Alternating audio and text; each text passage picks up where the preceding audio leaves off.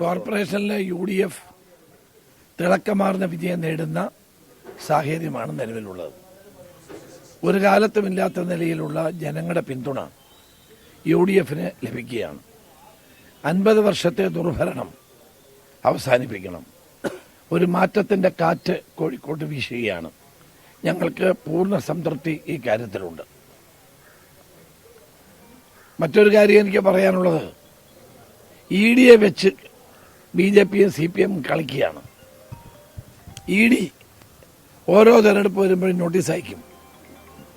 അത് BJP CPMനെ സഹായിക്കാനാണ്.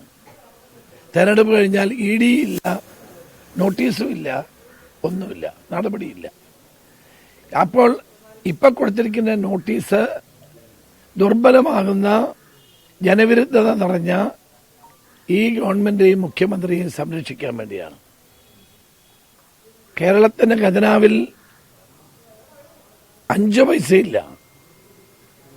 ട്രഷറിയിൽ പൂച്ച പറ്റി കിടക്കുകയാണ്. മുഖ്യമന്ത്രിക്ക് കാറ് വാങ്ങാൻ 1,10,00,000 രൂപയാണ്. നിങ്ങൾ ആലോചിക്കുക, ഈ സംസ്ഥാനം എങ്ങോട്ട് പോകുന്നു? മുഖ്യമന്ത്രിക്ക് കാറ് വാങ്ങാൻ ഇപ്പം തന്നെ 2-3 കാറുണ്ട്. കാറ് വാങ്ങാൻ 1,10,00,000 രൂപ. ഇതെന്താ ഈ നാട്ടിൽ നടക്കുന്നത്? ലാവ്ലിൻ കേസുമായി മസാല ബോണ്ടിന് ബന്ധമുണ്ട്. ലാവ്ലിൻ കമ്പനിയിൽ ഷെയറുള്ള CDPQ എന്ന കമ്പനിക്ക് 1000 കോടിയിലധികം രൂപയുടെ ലാഭമുണ്ടാക്കിയ ഒരിടപാടാണിത്. ഞാനന്ന് പ്രതിപക്ഷ നേതാവായിരുന്നപ്പോൾ ഉന്നയിച്ച ഈ ആരോപണങ്ങളെല്ലാം ശരിയാണെന്ന് തെളിഞ്ഞ കാര്യമാണ്. ഇപ്പോൾ EDയുടെ നോട്ടീസ് ഞങ്ങൾ വിശ്വസിക്കുന്നില്ല, അത് കള്ളത്തരമാണ്. പക്ഷേ മസാല ബോണ്ടിൽ നടന്ന അഴിമതി ഇന്നല്ലെങ്കിൽ നാളെ അന്വേഷിക്കപ്പെടും.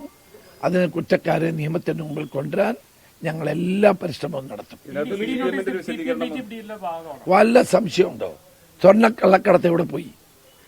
മുഖ്യമന്ത്രിക്കെതിരായ ആരോപണങ്ങൾ എവിടെ പോയി? മുഖ്യമന്ത്രിയുടെ സെക്രട്ടറി PAമാരെ ചോദ്യം ചെയ്ത് എവിടെ പോയി? അതോടൊപ്പം തന്നെ മുഖ്യമന്ത്രിക്കെതിരായിട്ടുള്ള മറ്റാരോപണങ്ങൾ വന്നു, എവിടെ പോയി? ഇതെല്ലാം ഒരു കള്ളക്കളിയാണ്.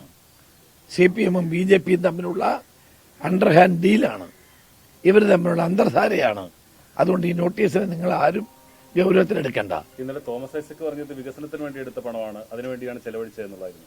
ഇത് അതിനേക്കാൾ പലിശ കുറഞ്ഞ പണം കിട്ടുമല്ലോ. ഉമ്മൻചാണ്ടി ഗവൺമെന്റ് മെട്രോയ്ക്ക് എടുത്തത് 3.5%, 9.27%. അതും ഈ മസാല ബോണ്ട് വിറ്റ് 1075 കോടി രൂപ നഷ്ടപ്പെടുത്തിയതാണ്. എന്തിനാണെന്നറിയാമോ? ലാവ്ലിൻ കമ്പനിയെ സഹായിക്കാൻ. പിണറായി വിജയൻ എന്ന ലാവലിനോട് വലിയ പ്രേമമാണ്. 375 കോടി രൂപയുടെ അഴിമതിയായിരുന്നു ലാവ്ലിൻ കേസ്. ഇപ്പൊ തീർന്നിട്ടില്ല കേസ്, സുപ്രീം കോടതി കിടക്കുകയാണ്. പിണറായി വിജയൻ 7ാം പ്രതിയാണ്. ആ കേസ് മാറ്റി മാറ്റി മാറ്റി വെക്കുന്നു. 41 തവണ മാറ്റി.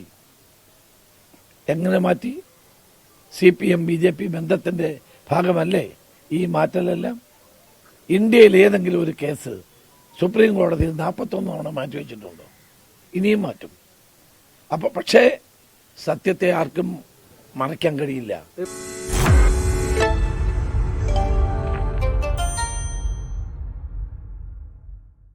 ലോകത്തെവിടെയായാലും ഏത് സമയത്തും 24 വാർത്തകളും ഓഗ്മെന്റഡ് റിയാലിറ്റി പാക്കേജുകളും എക്സ്പ്ലെയിനറുകളും വിശദമായി കാണാൻ ഞങ്ങളുടെ YouTube ചാനൽ നിങ്ങൾക്ക് സബ്സ്ക്രൈബ് ചെയ്യാം.